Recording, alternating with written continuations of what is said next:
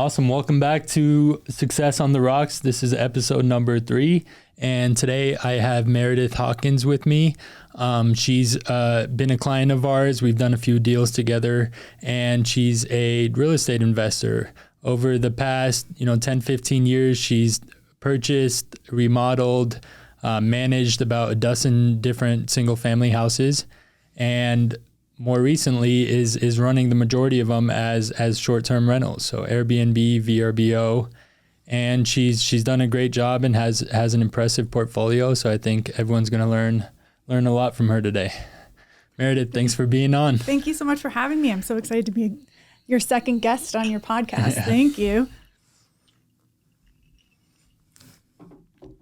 So I'd like to start talking about your background. What did you do before real estate? I think you're doing this full time now, correct? Yeah. So how did you get into it? What kind of made you what were you doing before, and what made you want to purchase your first property and get into real estate? So that's a great question. I grew up with parents as doctors and seeing them working, really hard, long hours, late hours. And, when we would go on vacations, you're only making as much money as the patients that you see.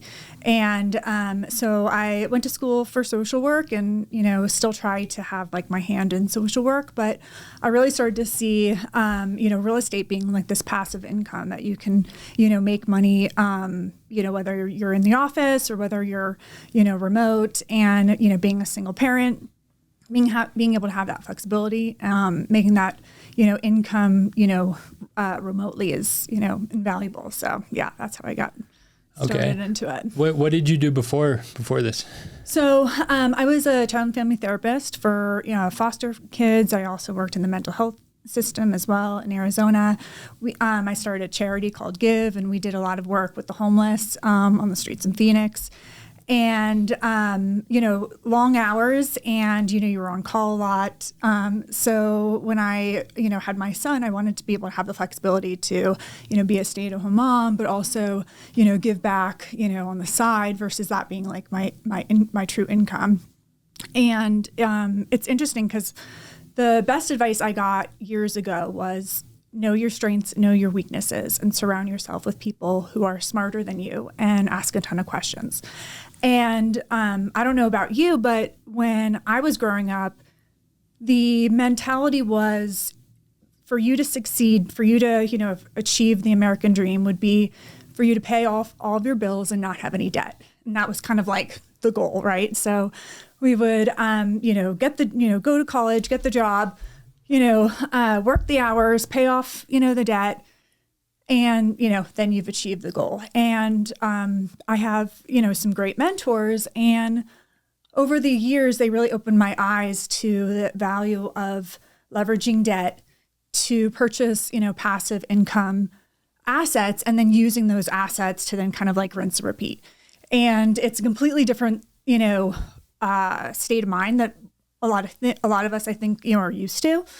And it feels, really scary and risky in the beginning because obviously it's, something that's not comfortable, right? But once you surround yourself with people who have, this mentality and just kind of, and then, lenders like yourself, there's so many products out there that, afford people being able to really utilize great properties for them to be able to then tap into those assets to then purchase other assets. And so that's kind of how I got started. When did you buy your first property? Was it your primary residence, and where was it? So my first property was in Utah in 2015. And I, started kind of just like picking out properties, picking out locations that I personally would like.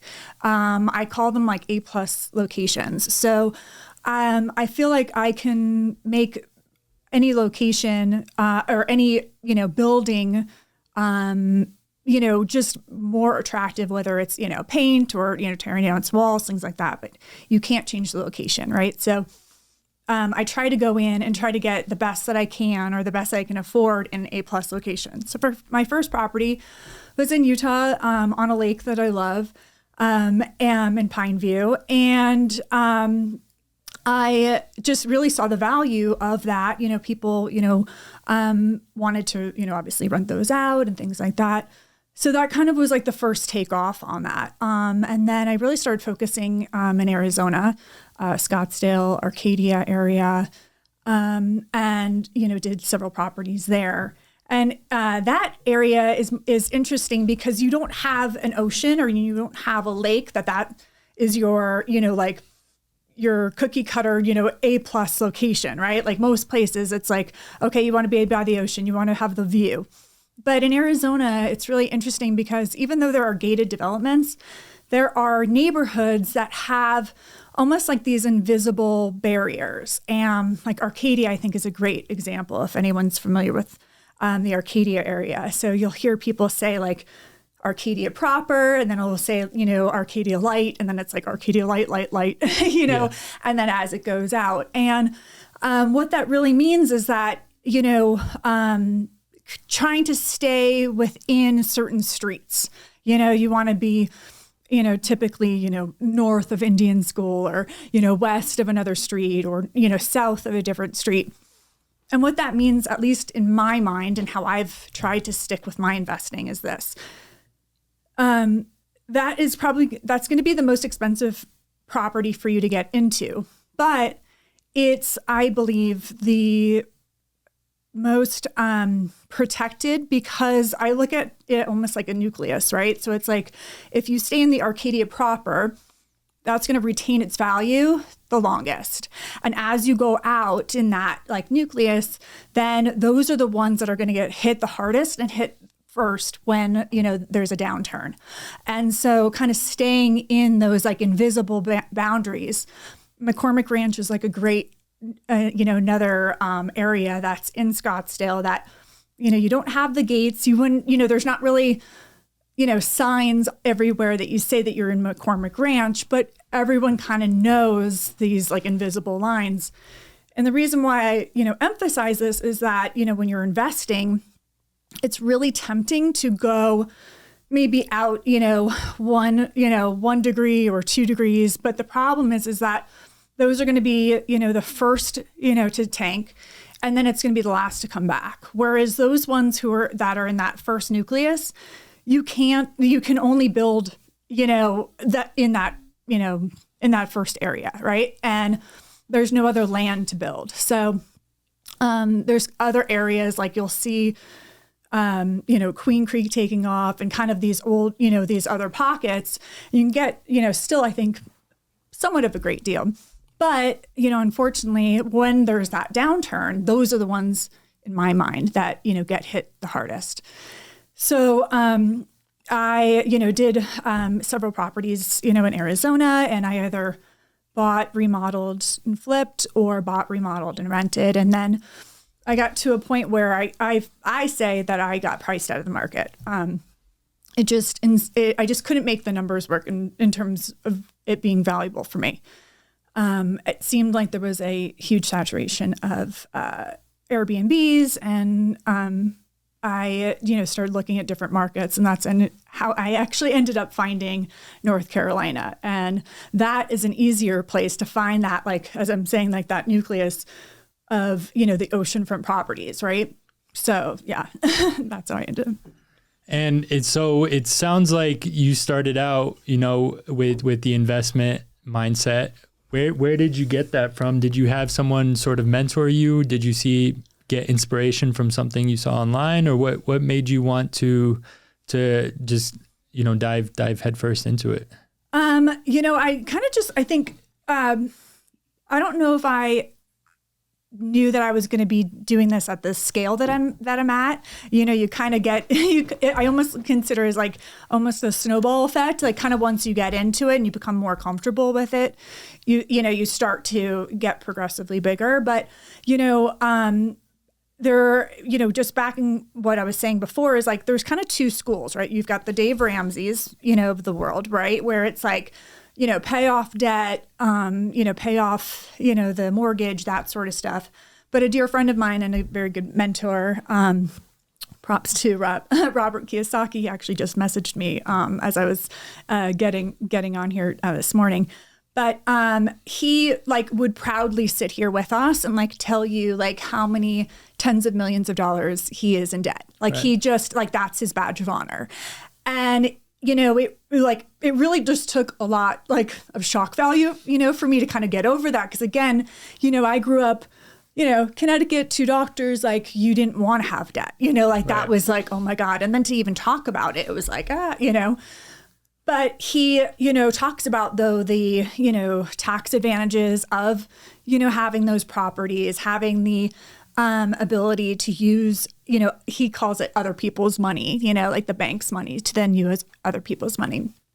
And so just kind of like with that mindset, that's how I, you know, just started. It's just, you know, one after another. And just also following kind of like my gut with that A+ location, number one. I think that sometimes like too much chatter, you know, I think discussed every property I was going to get, I think there would be a lot of people who would maybe try to discourage me. I know that some of the properties I've bought, you know, at the time seemed really expensive, you know, or maybe it was storm prone, or, you know, there was always something, you know, with it or whatnot. But you have to learn to trust your gut, but then also tune out some of that negative chatter, you know, do your research. But then there's a line where you just say like, okay, I believe in this property, and I believe in the value of this. And then just kind of go for it. I try to not really discuss what I have in the mix when I'm, you know, working towards properties until I've like already finished, and then kind of just, you know, present what I have, just because sometimes I think that plays into, you know, our fears, because it is really risky. You know, I think sometimes if you look at, because I'm not a risk taker, that's the funny thing, is like I am the person that if I go to Vegas and I have $25 chip, like once I've lost that, I'm like, okay, I'm out, you know? So I think sometimes if I think too much of, okay, like what could potentially happen, because, you know, as you know, like you're putting, you know, you have to sacrifice a lot in those early years. You know, I'm putting back all of the money I'm making back into those assets as well as other assets. And so it is really risky, and it's just not for the faint of heart. And the other thing I do that probably isn't as conventional as other people is I remodel the home within the first 2 years. And I probably do it maybe a little bit, you know, nicer maybe than a lot of like other real estate investors. But I think, though, the reason why I do it is that not just for the appraised value, but I do it because I want to deliver a product to my guests that, you know, beats or exceeds their expectations. I'd rather have a guest come in and, you know, feel like they've underpaid for the product versus coming in and feeling like, you know, they've been taken advantage of, or, you know, it wasn't what, you know, they were wanting, you know, to pay for. You know, I think in this day and age too, when so many people are struggling, just being able to provide something where they feel they walk in and they, you know, appreciate it. They feel like they've, you know, underpaid for it. And then also too, they're going to tend to take care of it better. They're going to tend to, you know, book again, tell their friends, tell their family. But that guest who comes in and feels like they've been, you know, swindled, or they've, you know, it's not worth the value. Not only are they going to not take care of it, but they're also like just going to, you know, give you a bad review. They're just going to be pissed that whole week. There's going to be issues going on that whole week. So, and then it just also the mindset is too, for me at least, is being able to have the ability to, like, if I want to sell it, you know, after those 2 years, you know, refi or whatnot, that I've already, you know, spent the capital on, you know, switching out the HVACs and, you know, addressing any issues that it has, in addition to all the cosmetic, you know, so, yeah. Right. Yeah, and I think you said something very interesting in the beginning of that when you talked about, growing up and your parents always viewed debt as kind of a negative. But I believe it's become a lot more attractive, especially, recently. Right now, of course, we're in a high rate environment. So it does make stuff a little bit harder to pencil. But with inflation and everything, debt can be a very useful tool on top of, the tax advantages and, of course, levering your dollars. But when you're looking at a potential investment property, because you're in 4 different states, right? You're in Arizona, North Carolina, and Utah, and now also expanded to Nicaragua. Yeah, right now I only have properties in North Carolina and Nicaragua. I've sold the Arizona and Utah ones. Yeah. Okay. So different markets, and you've looked at a lot of different stuff. I know, between our conversations, you've looked at a ton of properties. And you mentioned the nucleus, kind of something that can be viewed as a common ground and attraction for potential clients using it. Because I think the majority of your properties are short-term rentals at this point. Yeah. So because, and you were speaking on looking at it from appreciating in value and retaining its value, but also, one of the huge benefits of a short-term rental is the cash flow, right? Yep. You're going to get a lot higher of a cash flow on a monthly basis than you are with a long-term tenant. So what's kind of your mind frame when you're looking at a potential deal, knowing that you're going to use it as a short-term rental? How are you underwriting it? What's kind of, are you looking at certain demographics, certain markets? And what's your thought process? Kind of walk us through that. So one of the things before I even get started on a location is how many seasons, in the short-term rental market, right? You've got the high season, mid, and low, right? So places say like Northeast or Northwest, you're really very shortened, where your high season would be like in the summer, like in the Connecticut, Washington, that sort of thing. And then it becomes kind of a ghost town the rest of, the year. So even if you've got, good rents that summer, you're really carrying for the rest of the year. And in places like Utah, you've got, 2 seasons, right? You've got the summer and the winter, but they're 2 different demographics. You've got the skiers and then you've got the people who are, looking at the lake. And then you've got 2, kind of off-shoulder seasons. And that is why I haven't invested as much in Utah, just because it is such a specialized market. And, just the profits just aren't there as much as the ones I've found in the beach areas. Because what's interesting is, so, say in the Carolinas, right?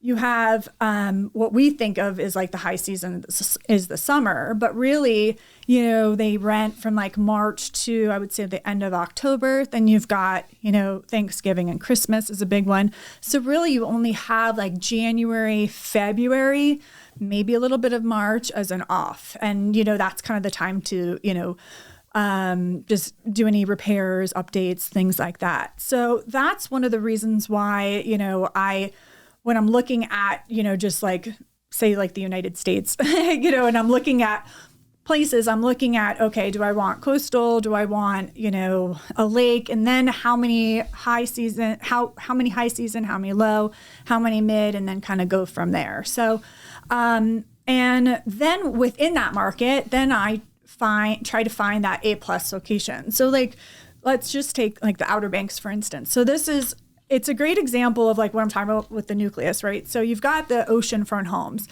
and, there's a ton of people who would line up to tell me all of the reasons why you should never buy an oceanfront home, right? I mean, just the insurance and the risk, and, you could have a whole podcast on just all of the things that could happen to an oceanfront home. Right. Yes, completely true.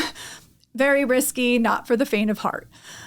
But at the same time, things happen, whether it's in Arizona and a pipe bursts and, that sort of thing. So you kind of have to weigh it out. But when you look at the numbers, though, for the oceanfront home, you have, again, it's kind of like if you look at like the Arcadia proper, right? And the Arcadia Light, it's a very similar mindset.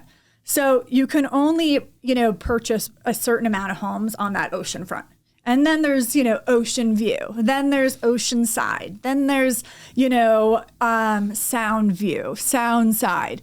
And what happens is whether it's a good market or, a downturn in the market, those oceanfront homes are going to be the last ones to go in a downturn because those are the most desirable. So people are going to pay a premium to, stay in those oceanfront homes. And even in a downturn, you have that enough of that spread to then lower your rates and still, make a profit. But the ones, though, that I've found that really, are even struggling now are the ones that, maybe don't have the ocean view, but are, a couple minute walk to the beach or whatnot. Because, as I said, they're far out of that, main nucleus that they just they're the last ones to kind of get rented, and those are the ones that I think have the hardest time staying rented. The other thing too is with these oceanfront homes, the larger ones, a lot of times multiple families will go in all together, and what that means is they actually will be booking a year in advance. So, like for instance, like my homes are almost booked for 2025 already because, when you're going in with 3-4 different families, as like everyone's, you're planning that week summer trip that next year. Whereas if you have a product that maybe is, yes, maybe more economical, maybe for that one family, but, they don't need to plan a year in advance. They probably don't know what's going on, a year in advance. And they probably want to have, a little bit of more time to do that. So, but with that though, you have to weigh out obviously the cost of the wear and tear and the repairs and the ocean and everything like that. And luckily, you can, work it out. So it helps obviously with your taxes and, but it is not for the, weak of heart because it's, a lot. It's always a lot. There's always something breaking or, something needing repairs, but, and you have to love what you do too. I tell people, I love the first stage where I'm identifying the property. I see the potential in it. I can see the vision. In the middle, when I'm in the remodel and I'm, 2:00 in the morning every morning, and the workers and I are, kind of battling, and we're just, kind of in the trenches, so to speak. I question, how did I get myself into another one? But then when you start to slowly see the pieces come together, it's like, okay, I'm seeing it. And then as it's, continuing to evolve into what your vision was, and then when you see the finished product, I'm just like, okay, I got it. Okay, this is exactly what I'm doing. And then when I hear from my guests that they, love the home, they love the experience, they can't wait to come back, they're booking for the next year, then it makes it, all worthwhile. So, and my thinking too is if I think if I see the value, not just, to flip it or just to kind of like make a quick buck, but really truly see the experience. I think that transcends to, the other guests. I think in the homes, I think that I predict at least over the next couple of years, I think that, kind of that Airbnb, VRBO market is going to kind of like shake itself out. There's a lot of people who are great hosts who love what they do and, they deliver a great product. And then, there were a lot of people who got into the market when it was, really hot. And they just kind of see it as a numbers game, and they don't really see that, you have to put obviously capital and time into the product. Because those ones, people aren't going to rent again if they didn't have a good experience, if they didn't, feel like it was worth it, as I said. So I think that there's going to be a lot of properties, at least I predict, that are going to be back on the market, potentially for good value, because people maybe got in over their head in that short-term rental, thinking that it was going to be kind of this quick buck. And that's not how, it is. You really have to kind of like do the grunt work the getting that property up and going versus just kind of coming in thinking that it's just gonna, all of a sudden just, land money on your feet. That's just not gonna, happen that way, unfortunately.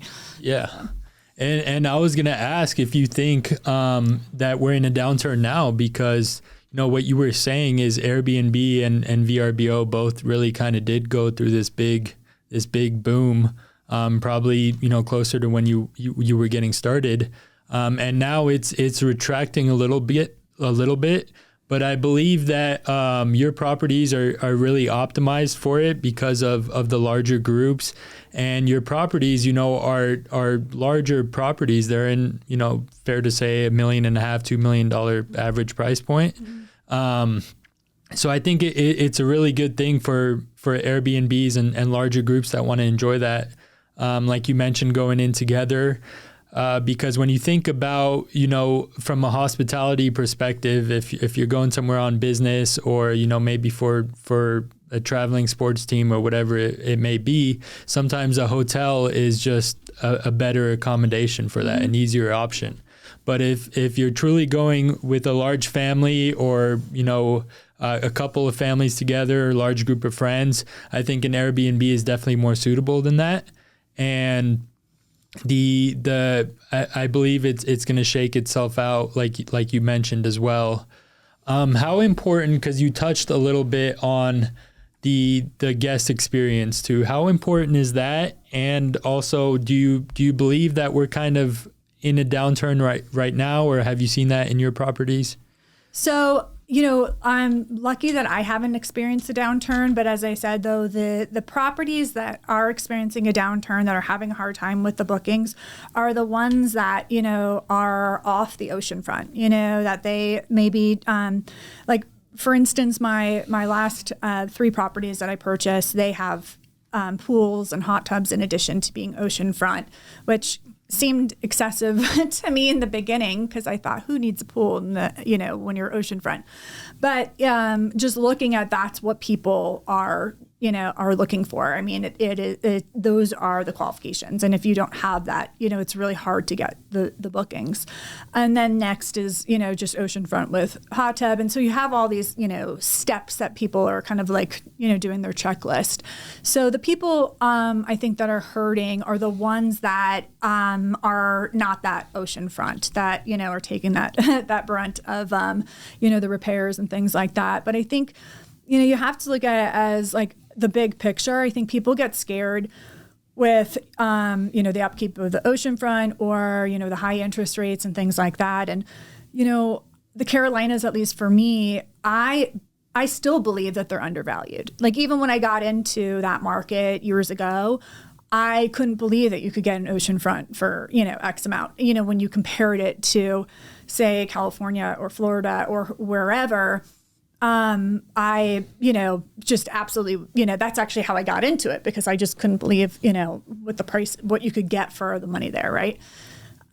So I don't think that even now the homes are overvalued. I think they're probably where they should be, and they have then room to appreciate. Whereas there's other markets that, where you are just getting, that for the same amount, maybe you see like a little snippet of like a blue line is like your ocean view or something like that, right? And it seems like in this day and age, people are more careful and cautious of like where they're spending their money, especially when you have that 1 week of family vacation.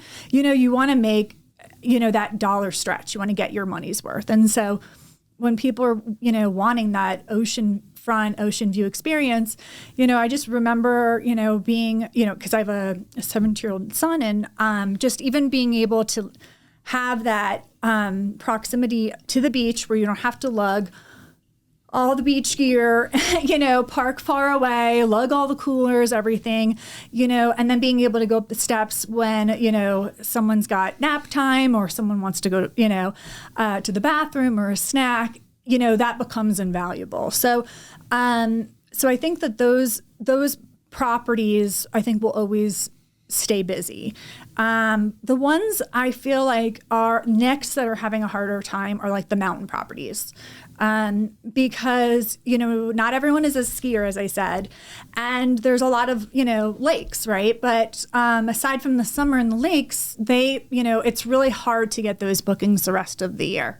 So I try to encourage people to invest in places that they would like to go themselves, for maybe that, week or two that they're able, to use the place.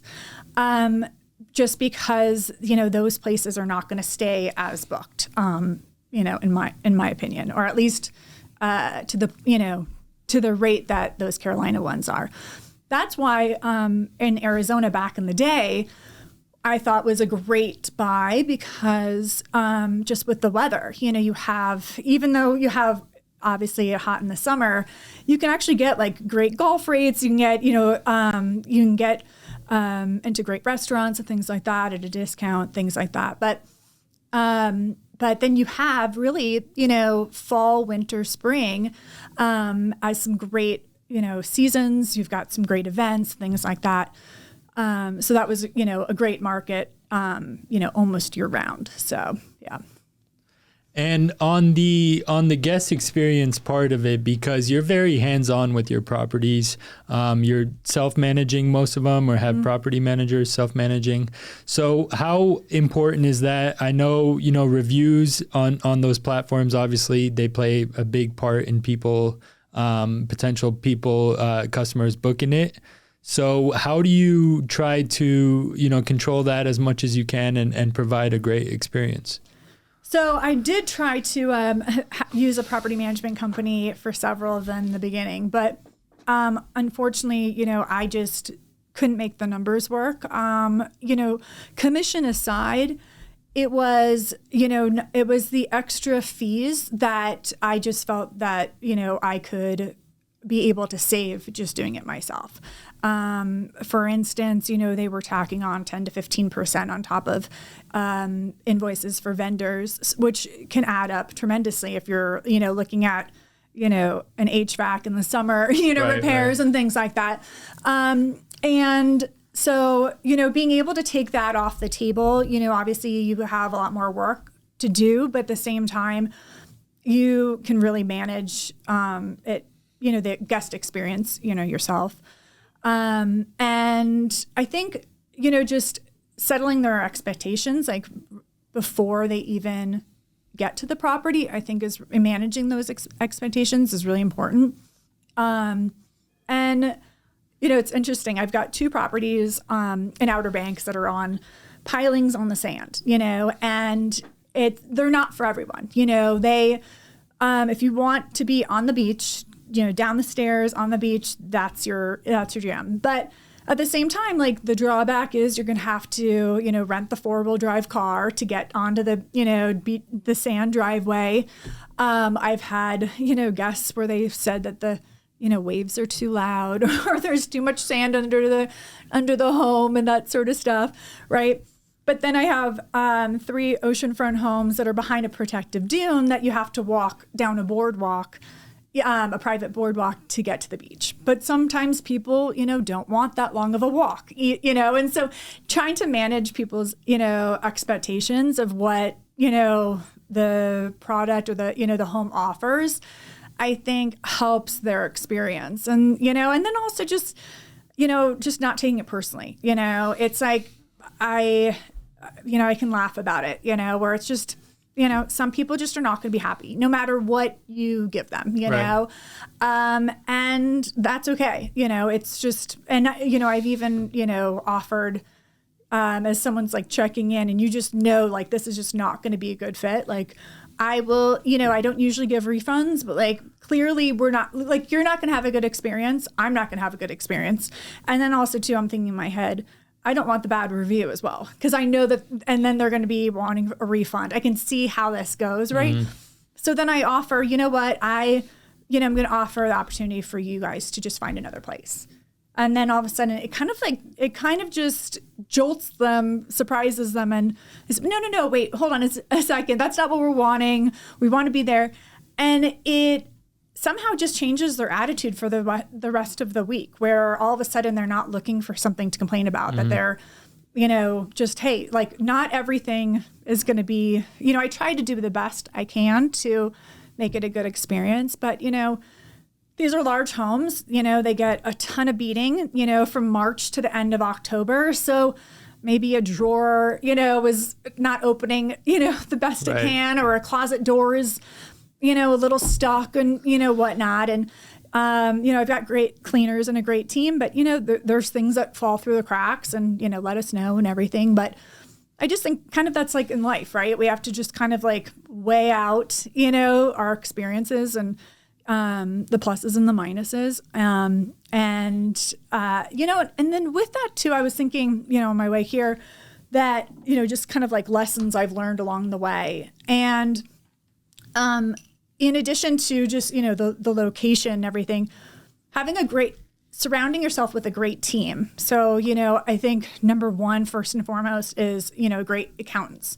I have phenomenal accountants who, have my best interest in mind as well. They're very, very by the book. She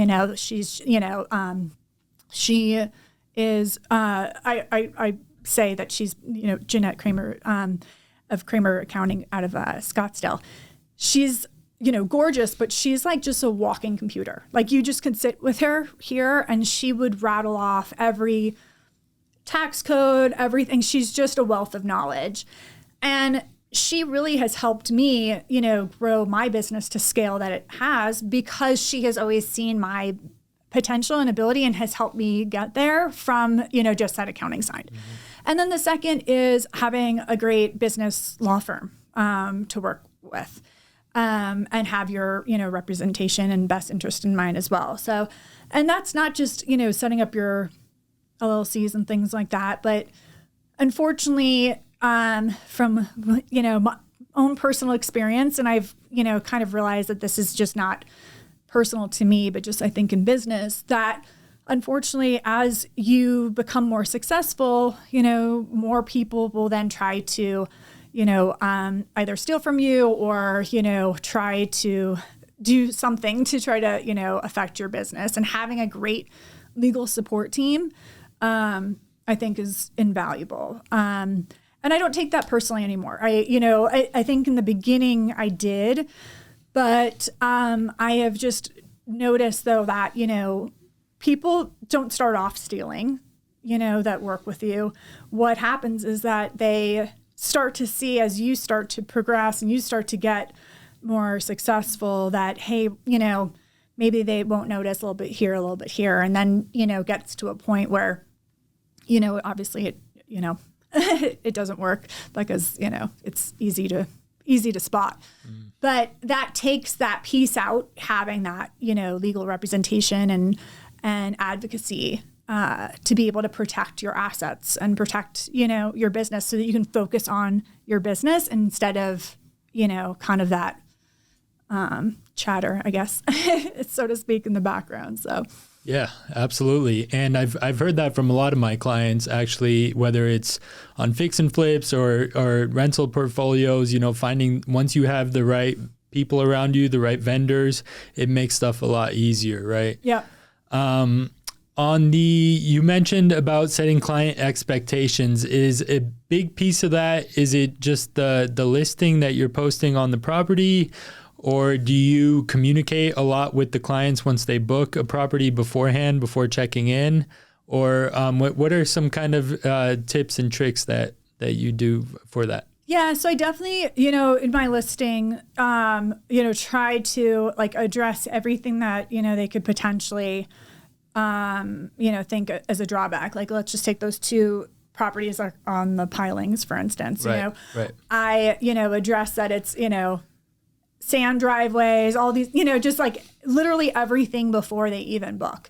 And then it starts with my welcome letter after they've booked, to go through kind of the expectations and my suggestions of what, purchasing travel insurance and things like that.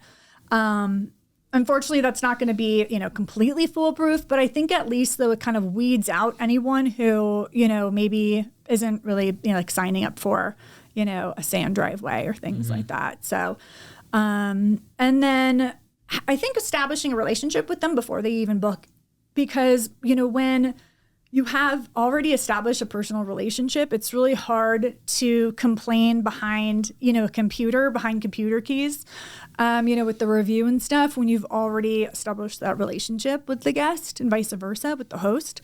But, I truly am in this because I love giving back to my guests and providing a good experience. A lot of these homes, they've been the place where, their loved one was, experienced their last, beach vacation before they were going to pass. They knew that they were sick for a while and like this was going to be their last time.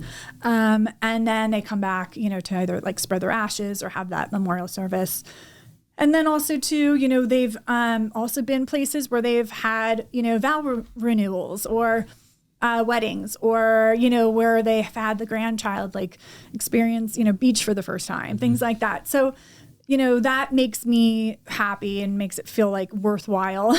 all the stress and all the, maybe the few complaints that are, maybe drive me crazy a little bit. It kind of just helps, shake out everything and okay, it is worth it. So right. Yeah. Okay.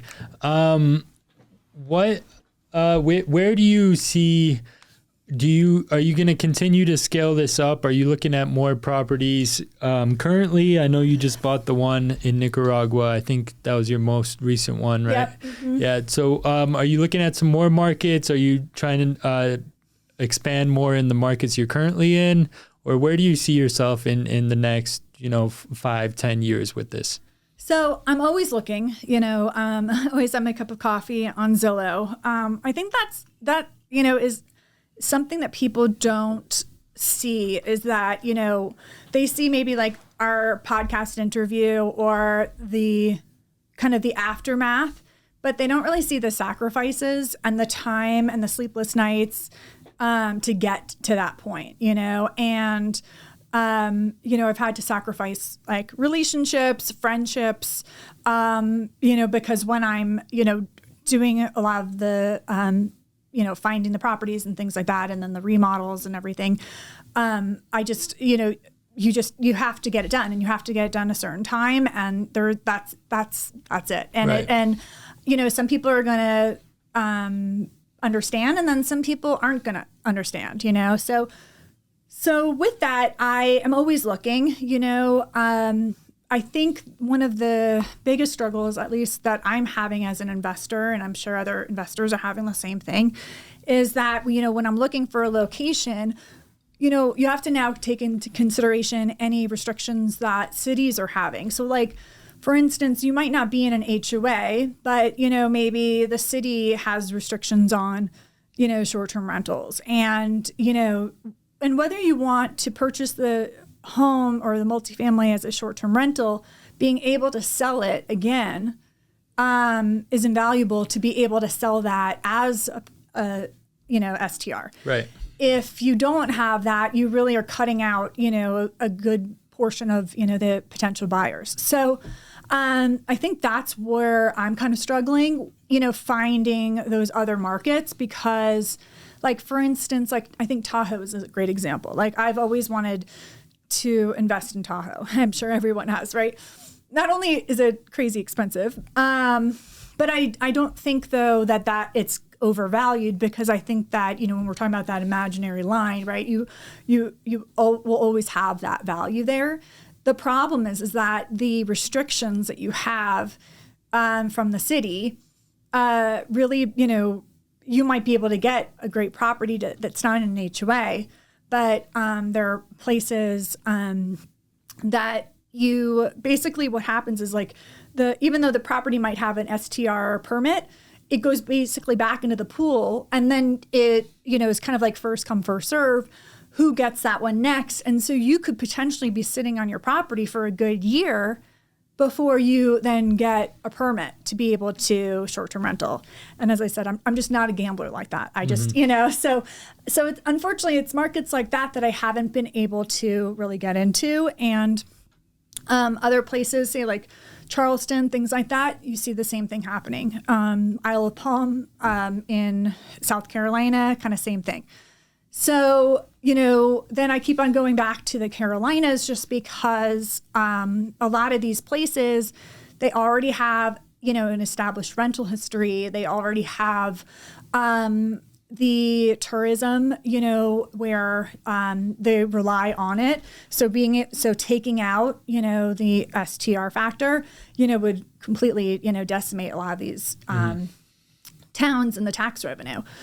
So, so I'm always looking. And then I'm always looking too, say like multifamily long-term. But I've got to say though, the times that I've had, I think the biggest issues with tenants are like mid to long-term rentals. I know I guess it's like two different ways of thinking, right? So it's like, yes, the short-term rentals, it's a lot of like babysitting, from the beginning, you're helping them out with like the restaurants and, checking in and seeing if everyone's okay and that sort of thing, right? A lot of hand-holding. And I guess the mindset with the mid to long term is kind of set it and forget it. You don't really kind of hear from them. But on the flip side, though, the only problem that I'm really seeing is that you have a lot of investors who are, dealing with squatting situations where you've got, a tenant who lives in a city where it's very tenant friendly, and it will take a good 4 to 5 months before you're able to evict them. And then you're also, dealing with the risk of what damage they're doing in that time. And then in addition to it, they're not paying, right, in that 4 to 5 months. So, that's another thing that, I think is newer to the market that, I'm finding is that, different markets being tenant friendly versus landlord friendly, or at least somewhat in the middle. But, and I think unfortunately there's a lot of tenants who, know how to play the system and know how to play the game. And so they know like, in Massachusetts, it takes a good 5-6 months. So they know kind of when to stop, paying their rent, and they know, and I don't know if you've seen on the news where you've got, these tenants where they actually like basically take over the property, not just the 5-6 months, but then the landlord doesn't have any access, into their property anymore, and they're not getting assistance and things like that. So that's been a struggle for me to make that leap back to the long-term rentals because, it just seems like it's really difficult for landlords to be able to protect their properties. Once you get past that month to month, once you get over that 30 days stay, it really changes the game. And so staying under that 30 days helps protect, your asset and your, so even like a month to month long term, would be better than say like, 6 month year lease. So. Yeah. And it's definitely a different way of thinking and a different strategy. On the deals you're currently looking at or you've bought in the past, have they primarily been used as short-term rentals before you acquired them? Or did you have to go in and with the vision and, turn it into one? Maybe they had a long-term tenant in it beforehand and you had to go in and make that switch, or were they primarily like that already? So the Arizona ones were not short-term rentals before. The North Carolinas were. And the property, both sets of properties, once I identify a property, I start watching it. So it usually will take me several months to just keep an eye on it. I don't buy it when I first, see it. I'm attracted to the ones right with that A+ location, but that the pictures are horrible. Like, for instance, a good example is like the Utah one. I knew the area and how beautiful the area was, but whoever put the listing up, it was right on the lake. And all of the blinds were closed, super dark pictures, it looked really scary, but I loved it because I knew that there weren't going to be people who were going to go, into that property because they just, if you weren't from the area, they wouldn't have known the value. And same with these other ones, whether it was Arizona or North Carolina, terrible paint colors, or even Nicaragua, like terrible paint colors, just dark, scary, terrible quality photos has been on the market for a long time.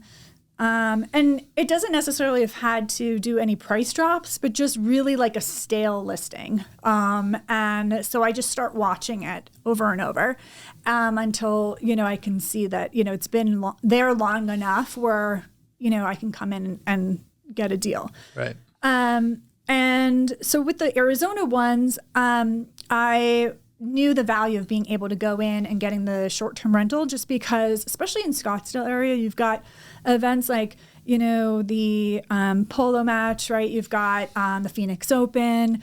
We've had the Super Bowl, some massive large events. And then we've got every, sporting event, concert, things like that. So there's always that draw for people to come in, usually with the big group, stay a while, right? And so, obviously having that location is number key.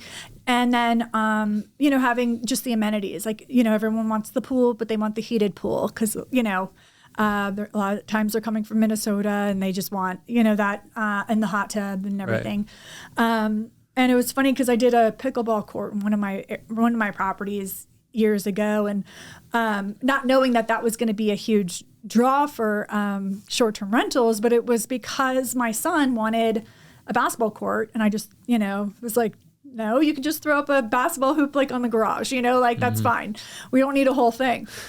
And a friend of mine actually said, well, do you know that the dimensions of a half court are actually the same as a pickleball court? And I was like, no, that's amazing. So then I'm thinking in my head, so the amount of money you're now getting, two different sports. So right. Then, putting it in the backyard, half sport court, pickleball court, with the lights. Now I was able to then attract, a whole different range of guests who are looking for not just the pool, but, maybe like a fun activity to do during the day, things like that. And now I think a lot of the short-term rentals have like the pickleball court and the mini golf and stuff. But back in the day, though, this was kind of a newer thing, but it really was because of my son, and he wanted, a basketball hoop, and and I didn't really see the justification of it until, doing a half sport court. So, yeah. Yeah. And you self-design these properties, right? Yeah. So, when you put your designer hat on, so to speak, do you try to stick to a certain theme for each property? Or do you try to, think about what kind of crowd that property might attract? Or what's your thinking like when you're thinking design? So that's a really good question because, I'm sure there's going to be people who disagree with me, but this is kind of just what has worked for me. Some people choose to design their home as, kind of the short-term rental where with the bright colors and with the theme and things like that. I find that it really restricts a lot of the guests and the bookings. I think you might be able to get maybe like the bachelorette party or the bachelor party or, the guys, trip or the girls trip, but you're not really getting the regulars. You're not getting, the family there for, that 1 week every summer and things like that. So I tried to do it where it's like almost like an elevated home feel, instead of a theme. And I think, what goes a long way is new paint, new lighting, and the light bulbs. I know that sounds really crazy, but, when you're going in to a property and it's, super bright, like fluorescent lights, like it's not very warm and welcoming. On the flip side, you don't want to be at a place where it's like that yellow lighting and it's super dark. So I kind of have like a formula that I like do this a very similar thing to, but the design might be a little bit, different, but it's always, I like to have all the walls as like I look at it as almost like a canvas. So, and keep in mind too, like all of these properties, whether it's an oceanfront or, mountains or whatnot, I look at the walls as almost like a white canvas. And then the views will be kind of just, the showstopper, so to speak. I usually buy my homes and they have every type of paint color you can imagine, like the purple room, the yellow room, the like mustard yellow room, like aqua room. It's just too much, and you're competing with the ocean, So just having that blank canvas, number one, so to speak, and then having just like that really like elevated but comfortable and elegant, furnishings, things like that. I've been really focused on mixing and matching new and old. I try to incorporate like different types of materials. So, maybe I'll bring in like, a rusted metal, like console table, that has like a patina to it. But then I'll have obviously like a new couch or like an aged marble. And then, maybe a rattan couch, and having all of them kind of complement one another. I think the properties, that are going to be either selling lower or renting lower.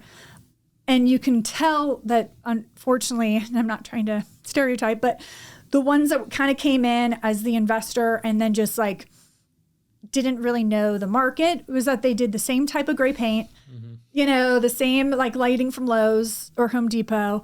And I have gotten great lighting, by the way, at Lowe's and Home Depot.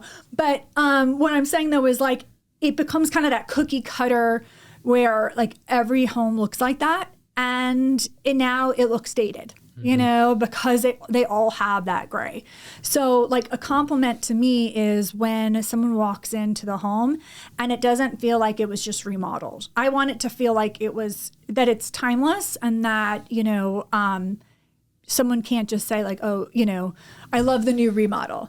And I think I take the inspiration from growing up in the Northeast. You go to these homes, these colonial homes, and they're timeless. They have just like kind of the old like wooden just like the character of the doors, and the windows and things like that are just so hard to find, where and then just the pieces are just timeless, instead of you coming in and seeing it being a remodel.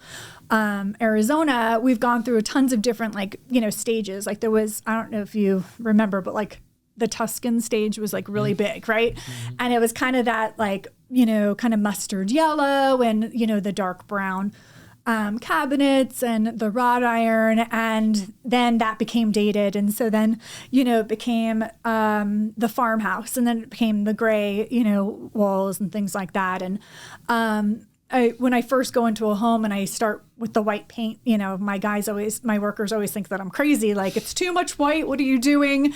And I'm like, just wait, like, just hold on. Because once you start layering the pieces of art and you start layering the different, accessories and the different furniture and the rugs and things like that, then that white becomes that backdrop versus like, the focal point. I always say, like, especially these oceanfront homes, as I say, like, you don't want the turquoise, wall to be the focal point. You want the turquoise of the ocean to be where, it draws your eye out, So I think that I've tried to do that as much as I can. And with that, I go in, I always do all new appliances for a variety of reasons. Number one, I'm going to get the 5-year warranty. So it's just the peace of mind knowing that if and when, God forbid, something happens, there's an issue, it's already protected. But also too, like with that guest experience, the last thing I want is something like a dishwasher to go, or, a refrigerator to go when they're, spending, a lot of money. I want to at least have the peace of mind that, those items are going to be, good.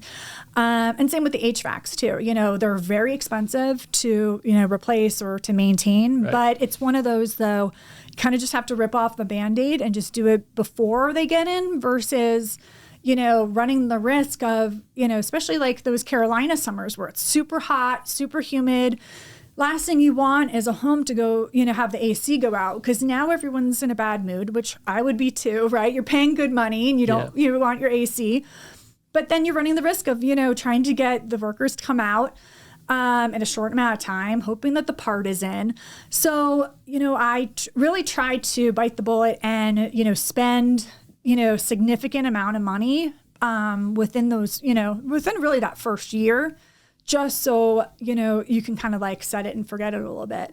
And with that, a lot of these homes come furnished and I really just throw out, I think, a lot of the old, cookware and the, old little appliances and things like that, just because it, again, goes to the experience, right? Like if you're spending a lot of money and, the cookware and everything is just, gross and old, no one wants that, right? And then it just kind of like lends itself for them not wanting to rent again. And so just starting that clean slate, like, new mattresses. People love like a good mattress, right? So new mattresses.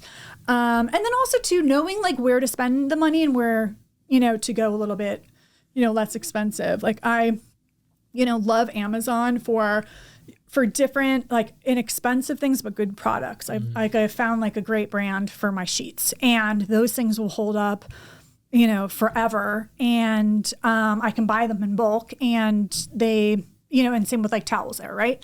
Right. But I'll spend more though on the furniture so that, it's kind of the same mentality of like if something happens with the furniture, I have a warranty, I can, and, people also, I think see the value when it's like a nicer piece versus like, something that's inexpensive or cheap that's going to break soon. Absolutely. And then, but then like, Amazon for, the dishes and things like that. But then, I'll do like a higher end, like a Cuisinart for the cookware, just because that's going to last, forever. So just kind of knowing like what to spend the money on and versus like where to not cut the corners, but where to, buy a little bit more cost effective things, I think, is really helpful. So. And do you have a formula for that when it comes when it comes to actually investing dollars in the deal? Let's assume that the property, the structure is good, everything, is fine in terms of repairs or maintenance, but just specifically upgrading and, furniture, because you need to furnish STRs. What are you looking at it? Maybe, 5% of the sales price, the purchase price of the home, or is there a specific formula you follow, or it just kind of depends on the house? So it depends on the size of the home. I think on average, it's probably like 150 to 200 per home, but those are for the larger homes just because you have a lot more furniture. Mm-hmm. Furniture tends to eat up a big portion of the budget. Like for instance, I love Wayfair for my lighting. I like when you are an investor, you can get that Wayfair Pro, price. So I get, a lot of the lighting from there. I get like a lot of like fans, things like that, from there. So that helps like control the cost. But I really think though, the biggest thing is the furniture. But it's one of those, you want to do it in such a way that, you can either continue to rent it, or if and when you want to sell it, you're selling it furnished, and then it not only does it show better, but, it appraises better, and then it will also sell for, a high price. A lot of the homes that I buy, if you take all the furniture out and kind of like shake it out, it just looks like a very plain box. Yeah. A lot of times, like when I've purchased homes, my son's always like, Mom, I'm just not seeing it. Like I don't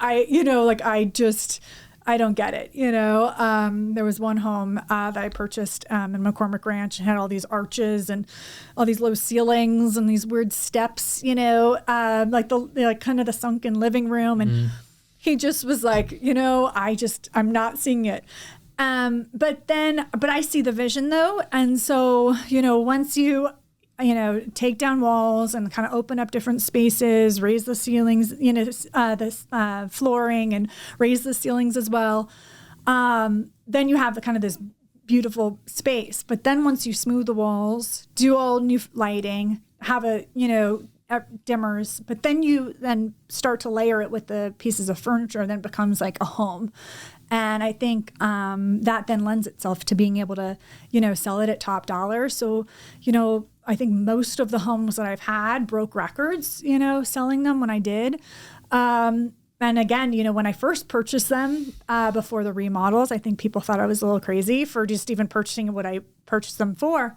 But you have to be able to go in and, spend money to get to that higher end, renter to get to that higher end price point. And I think, we were talking about before is like kind of the saturated properties on, the Airbnb and VRBO market. The ones that I think are not going to make it are the ones that maybe didn't spend what they needed to, and it shows, even though maybe the pictures are great, you go in and it's just not great quality. And I think those are the ones that are not going to resell, for record prices. They're not going to, rent at the record prices, and they're not going to stay rented. So, and then also too, like knowing your market. It's funny. I'm part of like all these like Facebook, investor groups and things like that. And, this poor lady, she had posted, she wanted to know why her home wasn't booking. And it was this beautiful mountain home, gorgeous views, the whole thing, beautiful, like log cabin, amazing decks, everything. But she had decorated as a 1960s diner inside with the teal, it was again, like 1960s, like teal turquoise diner. And everyone was like, okay, this is it. The pieces themselves are very cute. But when we're wanting to rent a home, in the woods, we're wanting it to feel like a cabin in the woods, not a diner in the woods. Yeah. Right. But the lady, though, I felt bad because she said, well, and she showed her other cabin, which was gorgeous and had the kind of that cabin feel. And she said, well, we wanted to do something different. We wanted to have a different feel. But I think it's kind of a great example of like, you also have to know your market, right? Like, even though she was trying to do this like 60s diner, it's just not going to be a great sell for someone who's wanting to, sit in front of the fireplace with their, feet up, by the fire, like snuggling under a blanket. You don't want to be on, teal leather little chairs, like it doesn't feel like that warm. And, so, knowing that market too. And so I think that even though they're cute and tchotchke, the theme ones, with the neon lights and stuff, in my mind, those are the ones that are going to be like first to go in a downturn because they do scream that like one trip, one time versus that home away from home, so. How important is the data to you? For me, I'm a very analytical guy. I would probably be obsessing over the average nightly revenue and the occupancy and the retention, the repeat, how many of your clients come back. Is that something you focus on, or are you just kind of more hyper focused on the customer experience and let that take care of everything else? It's a really good question. I am really glad that no one told me about AirDNA but when I got started and even before I got started, because if I had known about it, I probably would have missed out in a lot of the markets that I'm at. And why that is that, it's just not a one size fits all. It doesn't take into, consideration a lot of markets that, maybe fluctuate. So for instance, like we're talking about, right, the ocean front versus the ocean view, ocean side, sound front, So, and then also too, the ones that have the pools versus the ones that don't have the pools. And so there's all of these factors just within this little market. And when I say little market, I can expand it to really like not just Outer Banks, but we can even go down to like, the Atlantic, like all the way down, like the coast of North Carolina, Emerald Isle, things like that. It's the same thing. So with this AirDNA, I think maybe it does a better job maybe in like a Phoenix market. But these vacation ones, there's so many variables and there's so many factors that and even when you take the filters, into consideration, just like the bedrooms and stuff and things like that, you still don't get an accurate snapshot of what the current rents are, what you can get. And so because of that, I'm really glad I didn't, because I would have been really scared off in like a lot of these markets. And with that, so I'm always kind of like, so I'm part of Facebook groups as investors and owners, but then I'm also like part of Facebook groups as guests. Mm-hmm. Because I want to know what people are saying, what the guests are looking for, what they're wanting, what they're thinking is really expensive, what they're thinking is, a good deal. I want to know what their opinion is, right? And because they're the ones who drive the market, what they're willing to spend, what they're willing not to spend. And also too, like what everyone's looking for. So the fact that, a lot of them are looking for the 7-8 bedroom oceanfront with the pool. I knew going into it that people were looking for those homes and they're going to pay a premium to get into those homes. Whereas AirDNA has no idea that these homes, bring in, 14 to 17 a week, and they're booking them a year in advance. Right. Because they've got 3 to 4 families. It's just one of those data points that there's just no way to convey that. And then also too, and again, like I'm, learning from experience, just even like being out there. But the other thing that I realized too is, so you have a lot of these like property management companies where they have a program where you can, book so if you're like, let's say you and your family are staying at a home, this week, you have the ability to like, rebook that home up until the Wednesday of your stay for the following year, which sounds great. And it's super cheap. I think it's like $50 or $100 that you can like book, reserve your home. Mm-hmm. But the problem with that as hosts, as well as for guests, is that you're not guaranteed and you don't know what the price of that home is going to be for that next year. All you're just saying is like, hey, I just want to kind of like put my stamp on it for next year.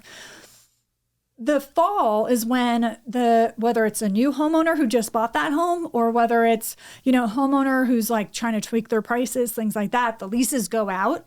And then the guest can either choose to rebook it or they can say, no, I'm just going to forfeit, that $100. What I found was that the people who really struggled booking their homes this summer, last summer, were the ones that, had their homes reserved a year in advance through the property management companies for that $100, $50, rate. And then they lost those reservations in the fall. And it's really hard to book these large homes for the next year because people have already made their reservations this summer. So my long-winded point on this is that going into this summer, I knew that this was something to look at. Mm-hmm. So I set my rates a little bit lower than what I probably could have gotten, but there was a value to that. I wanted to be able to make sure that I captured the bookings for next year this summer, because I knew that even if I went up, a little bit higher or, and I think that they're worth it, I run the risk of not booking them. And once the summer expired, I knew that it was going to be significantly harder to book for next summer. And it actually, it worked. All 5 homes are booked. I think there's like maybe 1 week left for each home next summer. I think it's the first week of June. But I have a friend of mine, and we kind of are in competition. And he has a different mindset. Mm-hmm. His mindset is, he rates his homes significantly higher than mine, like probably another 10,000 per week. And so his mindset is like, if he just books, several, weeks at that rate, he's going to get X amount. And so that's his thinking. For me, I think that that's really risky, just because you have to know the market, right? And so in my mind, this isn't Martha's Vineyard. It's not, the Hamptons. So even if you're going to get the person who rents it for that $26,000, $28,000 for that week, the chances of them coming back, especially at that rate, are really low. Mm-hmm. And then, what we were talking about, satisfaction too, right? When you're spending that much, you've got to deliver, an A++, product. Yeah. And, the Outer Banks, for, pluses and minuses, it isn't, the 5-star experience is the beach. You're not going there for, the valet parking and things like that, right? You got to kind of know your area. And so, when you're spending that $26,000, $28,000, $30,000 for the week, yeah, you might get them for that 1 week, but you're not going to get them, repeat. Right. So for me, I want to set myself where I'm like at market or maybe a little bit below, but also have that peace of mind that I'm booked for, next summer. And so, hearing kind of what's out in the market. The good thing is like as I said, I think these properties were already undervalued to begin with. This area is undervalued. So there is room, to fluctuate a little bit. But, those first 2 years when you're doing all the improvements, obviously, like I always say, like I pretty much like break even those first 2 years, but for me, it's worth it because I have the peace of mind that, the appliances aren't going to go. I don't need to do the remodel. If I need to sell it, I can. And then, the pictures show great. The, experience for the guests are great. But I think the people, though, who have a hard time are the ones who buy these properties. They put Band-Aids on these problems, instead of really just, spending the money than what you need to. And then, maybe something breaks, or they can't sell it, or it's not renting. And so I think those are the times when, people start struggling is that. So, and it's also become really competitive. A lot of people are remodeling the homes. So, it almost seems like the majority are. So like if you're in that, smaller bracket that you haven't remodeled your home, unless you're giving a discounted rate, like a truly discounted rate, you're going to sit there, for a lot more days just because of the competition. It's really competitive out there. So. Yeah, and I think to reinforce what you were saying, when you were talking about price points specifically, charging out there, charging $30,000, a week is really, you're competing with a lot of different destinations. If a group or a couple families don't exactly know where they're going to go yet, and they're looking at all these things they can do with a budget of $30,000 in a week, mm-hmm. It's, they have a lot of options. So I think that definitely opens up the competition. Have you ever thought about or considered raising money and really trying to scale this thing? Or do you want to keep self-funding and just not deal with investors really? Well, that's a good question. I feel like right now is an interesting time in the market because, we've got an election coming up. We're I feel like in this kind of wait and see period, where we don't really know kind of what's going to potentially happen. Not to obviously get political, but we know that we potentially might have, a candidate who would go into office and, start taxing on unrealized gains, unrealized capital gains, which I think obviously will transform and not in a great way, right. The real estate market. So, I think putting that, into play, I think there's kind of a lot of people kind of are in this wait and see. And I have been approached several times, for investors coming in. The problem is that when you have other investors, whether they're, silent or, an active participant, I think sometimes it delays some decisions that have to be made, in a short amount of time. So with that, by me investing it myself, I, hold all of the risk, but I also, hold all the reward as well. Yeah. And if it doesn't succeed, I have no one else to blame but myself. But then when it is, reward, I get, 100% of the upside. And also too, I think, having, different perspectives, not everyone's going to probably spend, 150 to 200K, in that first year, just ripping off the Band-Aid, as I said. But in my mind, I've broken I think each one, I think every one that I've had, I broke a sale record. Wow. So, yeah, I thought that there was a majority, but yes, all of them.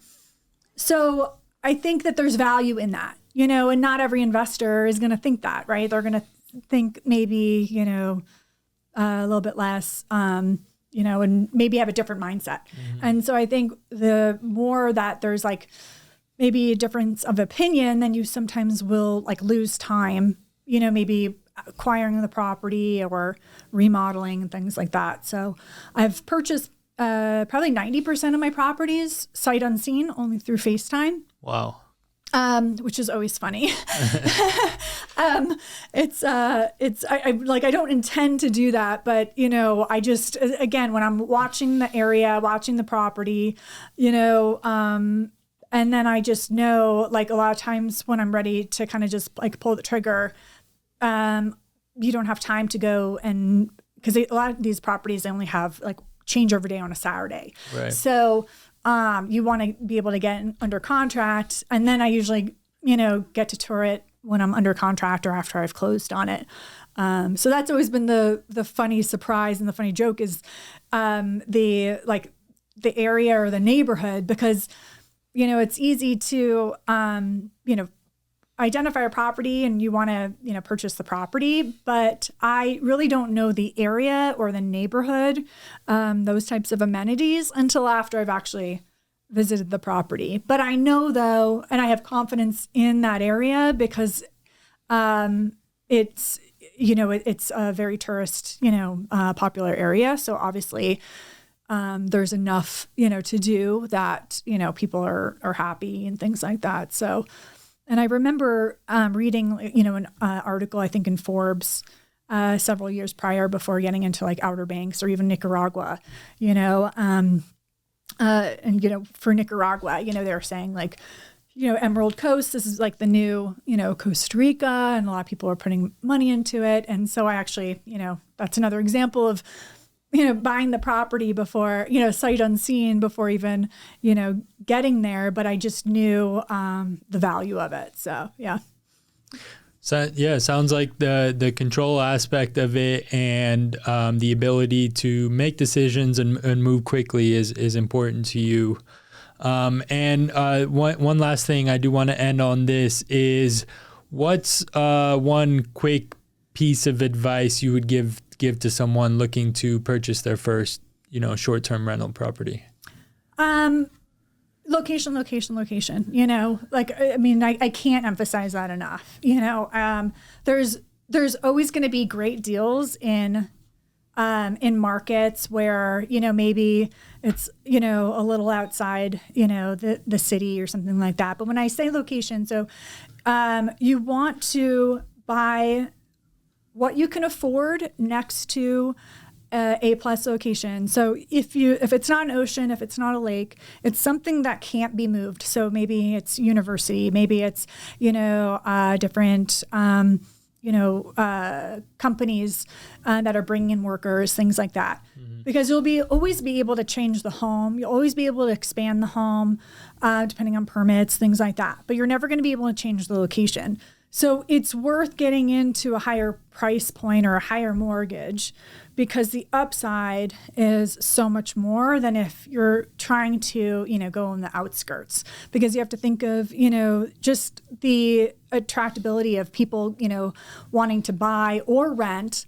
The further out you are, the less people are going to want to pay, the less people are going to, really look for. So whether you're looking at like a city, finding kind of like as close to as you can afford, to those amenities. And then, looking at that and then the amount of bedrooms. So, it might not be necessarily the square footage, but the amount of bedrooms. That's a huge thing. So being able to kind of look at almost like, if you look at it as like almost like hotel rooms, right? So like you might have, a huge house, but if it's only a 2-bedroom home, you're only going to be able to, you're going to be capped at a certain amount, being able to rent it out or sell it, to a family with, as a 2 or 3 bedroom. So, my next advice would be trying to get as many bedrooms as you can within that A+ location. Or if you have the ability to, add another bedroom, but you get it to be a little bit more risky because of the, septic requirements, permits, things like that. So when you're adding bedrooms and bathrooms, you're just adding on timeline, risk, things like that. So, again, getting into A+ location, what you can afford, even if it's like, the ugly home, like down the street, fine. But the most amount of bedrooms that you can on that street. Because, you can always change the floor plan. You can always change the layout. You can always change the paint.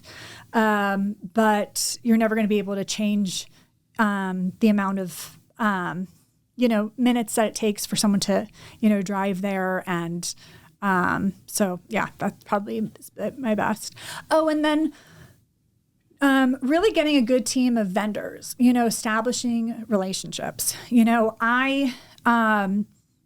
I probably tend to like overpay for my vendors, but there's the peace of mind that I'm like one of their first, if like a VIP type of customer in case of an emergency, like my HVAC guys, in Outer Banks. Yeah, I probably pay a little bit more, of a premium, but I want to make sure that in case of an emergency, I'm like one of their first top customers and they're going to come within that day, not next day, not several hours. If someone's, without air conditioning, something like that. And then same thing too with like, a handyman, like maintenance person, having that relationship, that trust that they'll, be there for you, not just when, things are planned and break, but most of the time it's late night, emergency, you want that person you can call on speed dial that, is going to be able to run over there in, without, just with short notice, be able to do the job well. So that's invaluable. Yeah. And then also, great cleaners as well. That's something that, I do pay more of a premium for my cleaners. But the reason why is because I know that they have to, travel a long way now because of the cost of living, because a lot of times like they can't live on the island anymore. It's become too expensive. So they're driving a good, 45 minutes just to get to the house, and then they only have a 5-hour turnaround and they're, dealing with tons of sand and, all of the other upkeep to get that house turned around. So it is worth it to me to pay a little bit more to get a great quality, set of cleaners that I can rely on, depend on, and that they're going to do a great job versus kind of trying to save money there. So having those two. Yeah. Yeah. So, I mean, everything you've mentioned throughout this interview, I think would agree with the statement that it may be better if you're not really ready, maybe save up and wait till you can buy, near a grade A location where there's something permanent, like you said, that's going to be a demand driver, and not rush into it and just just to get your foot in the door, because it may be something that may cause more problems than solutions, you know. And I think a lot of mentors and gurus out there, so to speak, are under that train of thought where it's just do whatever you can to just get your foot in the door and get started, but that might not always be the best thing to do. Yeah. Well, and I think too, you know, when we were talking about, you know, kind of like developing like your dream team, you know, the other aspect is, you know, having great lenders and who can educate you on all the products that are out there. You know, I had not really heard of like the DSCR loan, you know, years ago, which has become really popular. But, you know, just even getting into like the multifamilies, you know, and like at a smaller amount, but I think that's a great way to get your foot in the door. Putting 5% down on a multifamily, if you know you're a younger person and you can live in a multifamily, rent out the other rooms, kind of house hack, get your foot in the door, and then use that to then qualify to get into another one. I think is a great way. Yeah. Well, thanks so much for coming on, Meredith. Thanks so I think it was great conversation, and I think you dropped a lot of insight and knowledge for everyone. Thank you so much for having me. I'm so excited about your podcast, and I can't wait to see what else you're doing. Awesome. I appreciate it. Well, thanks everyone for tuning in. Please like, comment, subscribe, and we'll see you on the next one.